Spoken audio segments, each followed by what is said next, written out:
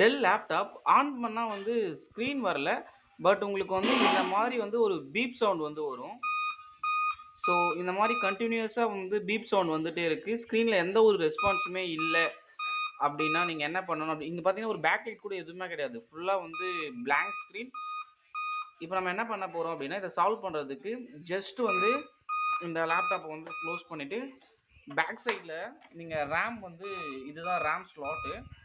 இங்கே ஜஸ்ட் இந்த ஒரு ஸ்க்ரூ ரிமூவ் பண்ணுங்கள் ஃபஸ்ட்டு. ஜஸ்ட் ஓப்பன் பண்ணி என்ன பண்ணலாம் அப்படின்னா இரேசர் வச்சு நம்ம வந்து ஃபுல்லாகவே வந்து அந்த பின்ஸ் எல்லாமே வந்து க்ளீன் பண்ணுங்கள். நார்மல் இரேசர் தான், நம்ம ஸ்கூலுக்குலாம் யூஸ் பண்ணுவோம்ல நார்மல் இரேசர். ஃபுல்லாகவே அந்த பின்னை வந்து என்ன பண்ணுங்கள் அப்படின்னா ஜஸ்ட் வந்து ரப் பண்ணுங்கள்.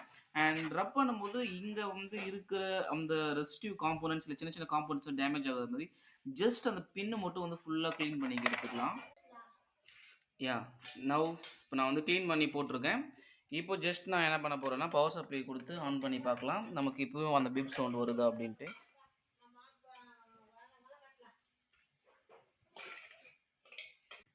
இப்போ நமக்கு பீப் சவுண்ட் வராமல் வந்து லேப்டாப் வந்து ஆன் ஆகிடுச்சு.